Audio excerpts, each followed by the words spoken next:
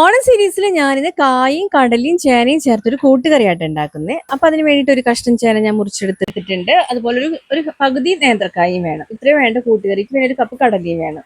അപ്പൊ ഞാൻ നമ്മുടെ ഒരു പുതിയ ചേന ഉണ്ടായിരുന്നു. അപ്പൊ അതിൽ ഒരു കഷ്ണം ചേന ഞാൻ മുറിച്ചെടുത്ത് അതിന്റെ തൊലിയെല്ലാം കളഞ്ഞ് നമുക്ക് ഈ ചേന സ്ക്വയർ ആയിട്ട് മുറിച്ചെടുക്കണം.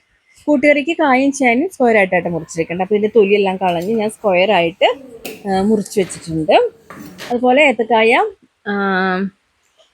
ഒരെണ്ണത്തിന്റെ പകുതി എടുത്ത് അതും ഞാനിങ്ങനെ സ്ക്വയർ ആയിട്ട് മുറിച്ച് വെച്ചിട്ടുണ്ട് കേട്ടോ. ആദ്യം നമ്മൾ ആയത്തക്കായ നടു മുറിച്ച് മാറ്റും. മറ്റേ അതിങ്ങനെ നീളത്തിൽ മുറിച്ചിട്ട് പിന്നെ സെന്ററിൽ ഒരു കട്ട് ചെയ്യും. അപ്പോൾ നമുക്ക് പിന്നെ ഇങ്ങനെ മുറിച്ചെടുക്കുമ്പോൾ സ്ക്വയർ ആയിട്ട് നമുക്ക് കിട്ടും. അപ്പോൾ കായും ചേന ഇത്ര മതി. ഇതൊരു ഏകദേശം ഒരു കപ്പ് കായ ഉണ്ടാവും. ഏകദേശം ഒരു കപ്പ് ചേന അരിഞ്ഞ് വരുമ്പോൾ അത്ര ഉണ്ട് കേട്ടോ. പിന്നെ ഒരു കപ്പ് കടല ഞാൻ ഓൾറെഡി മുമ്പ് കുക്കറിൽ വേവിച്ച് വെച്ചിട്ടുണ്ട് കേട്ടോ.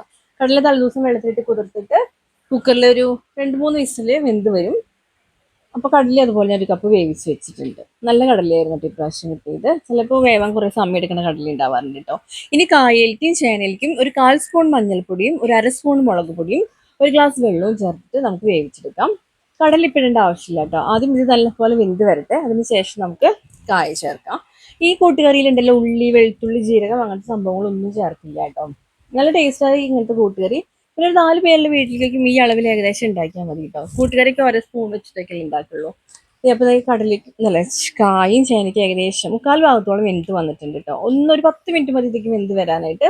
നല്ല പോലെ വെന്ത് വരട്ടെ. അപ്പോൾ അത് കുക്കറിൽ വെക്കാണ്ടിരിക്കാൻ നല്ലത്. എന്താണെന്ന് വെച്ചാൽ കുക്കറിൽ വെക്കുമ്പോഴേക്കും നല്ലപോലെ ഉടഞ്ഞു പോകും. അപ്പോൾ നമുക്ക് ഇങ്ങനെ വെക്കുമ്പോഴാണ് കുറച്ചും കൂടി ടേസ്റ്റ് ഉണ്ടാവുക.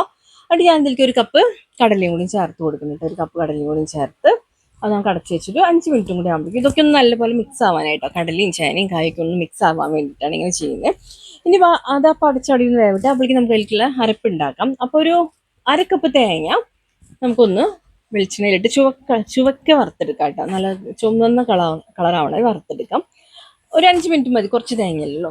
അതിലേക്ക് 2 വറ്റൽമുളക് ചേർത്തിട്ട് നമുക്ക് നല്ല പോലെ ഒന്ന് വറുത്ത് മാറ്റാം. ഒരു 5 മിനിറ്റ് ആകുമ്പോൾ ഏകദേശം ഇതേപോലെ വറുത്ത് വന്നിട്ടുണ്ട്.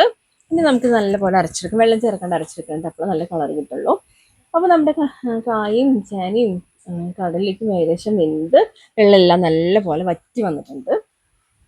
ഇനി ഇതിലേക്ക് നമുക്ക് ആ നേരത്തെ അരച്ച് വെച്ച മിക്സ് ഉണ്ടല്ലോ അതും കൂടി ചേർക്കാം. ഇപ്പം ഞാൻ നല്ല പോലെ പൊടിയായിട്ടാണ് പൊടിച്ചെടുത്തിരിക്കുന്നത്. ഇനി ഞാൻ എന്ത് ചെയ്യുന്നത് വെച്ചാൽ ആ മിക്സർ ജാറിലേക്ക് കുറച്ച് ഒരു 1/2 ഗ്ലാസ് വെള്ളം കൂടി ചേർത്തിട്ട് നല്ല പോലെ ഒന്ന് ബ്ലെൻഡ് ചെയ്യും. അപ്പോൾ ആ തേങ്ങയുടെ ഇതൊക്കെ ഉണ്ടാവില്ല, അതും കൂടിയൊക്കെ കിട്ടും. അപ്പോൾ ആ വെള്ളം ഞാൻ ഇതിലേക്ക് ചേർക്കും. അതും കൂടി ചേർത്ത് നല്ല പോലെ മിക്സ് ആവും. ഇപ്പം നമുക്ക് കുറച്ച് ലൂസായിട്ടൊക്കെ തോന്നും, പക്ഷെ അവിടെ ഇരുന്നൊന്ന് ഡ്രൈ ആയിട്ട് വരും.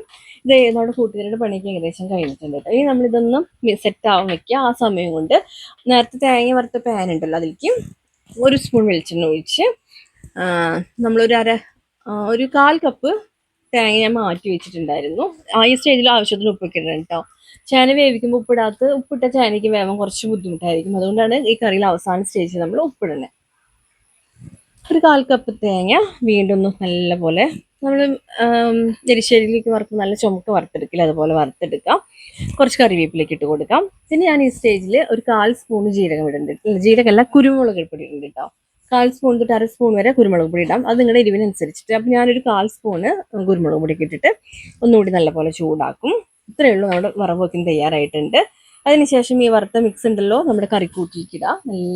കറിക്കൂട്ടിക്ക് ഇട്ട് അപ്പനെ ഇളക്കരുത് കേട്ടോ. 2 മിനിറ്റ് അടച്ചു വെച്ചതിന് ശേഷം കഴിക്കേണ്ട സമയമൊക്കെ ആകുമ്പോൾ ഒന്ന് മിക്സ് ആക്കിയാൽ മതി. നല്ല ടേസ്റ്റ് ആട്ടോ. ഈ വറവൊക്കെ ഇടുമ്പോൾ ഒരു പ്രത്യേക ടേസ്റ്റാണ് ആ കുരുമുളക് പൊടിയിടയ്ക്കും വരുമ്പോൾ. അപ്പോൾ എല്ലാവരും ഇങ്ങനെ ഉണ്ടാക്കി നോക്കണം. ആദ്യമായിട്ട് നമ്മുടെ ചാനൽ കാണുന്നവർക്ക് വീഡിയോ കണ്ട് ഇഷ്ടമാണെങ്കിൽ ലൈക്ക് ചെയ്ത് സപ്പോർട്ട് ചെയ്യണം കേട്ടോ. അപ്പോൾ നമുക്ക് ഉടനെ തന്നെ മറ്റൊരു വീഡിയോ ആയിട്ട് കാണാം. ബൈ.